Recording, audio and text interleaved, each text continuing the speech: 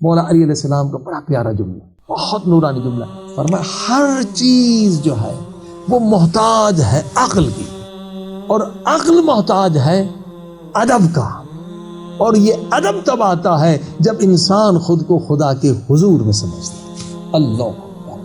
اب اس سے بڑا کیا فائدہ ہوگا؟ آپ کی عقل بڑھ جائے گی، جب عقل بڑھے گی تو ہر چیز آپ کو مل جائے گی، اب اشتباہ نہیں کریں گے۔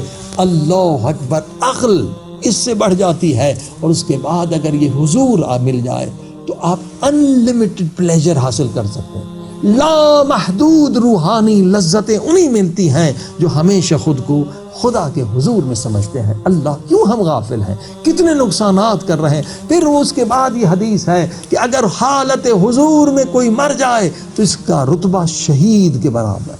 اللہ، شہادت کا رتبہ، یعنی دنیا بھی جا رہی ہے، آخرت بھی جا رہی ہے، غفلت کی وجہ سے۔ قرآن نے صفت بتائی، یہ جہنمیوں کی صفت ہے۔ اور اگر آپ حالت حضور پیدا کریں تو ڈسکور کر سکتے ہیں سارے چھپی ہوئی طاقتیں جو اللہ نے آپ کے برین، دماغ کو عطا کی ہیں، اور وہ ساری طاقتیں جو اللہ نے آپ کو روح کو عطا کی ہیں۔ اور دنیا کے سارے پرابلمز کیوں ہوتے ہیں؟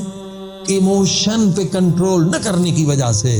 انسان کبھی قاتل ہو جاتا ہے جذبات پہ کنٹرول نہ کرنے کی وجہ سے، کبھی انسان بڑے بڑے گناہوں میں مبتلا ہو جاتا ہے ایموشن پہ کنٹرول نہ کرنے کی وجہ سے۔ اگر حالت حضور کو آپ پالیں، آرام سے اپنے جذبات پہ آپ کنٹرول کر سکتے ہیں۔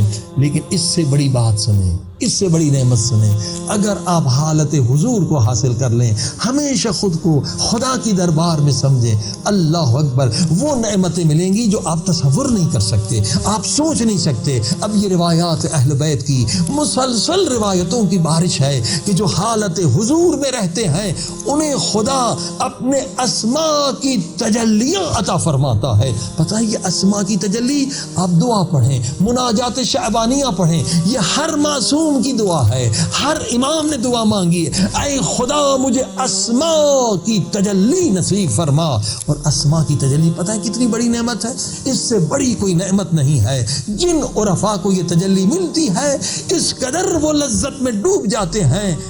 یہ حقیقت بتا رہا ہوں، آیت اللہ حسن زادہ عاملی فرماتے ہیں، آیت اللہ جواد عاملی، یہ بڑے بڑے علماء فرماتے ہیں جنہوں نے مشاہدہ کیا، ایسے لوگوں کو دیکھا ہے کہ جب ان پر تجلی پڑی تو 7 دن نہ انہیں بھوک لگتی تھی، نہ انہیں پیاس لگتی تھی، نہ انہیں احساس ہوتا تھا۔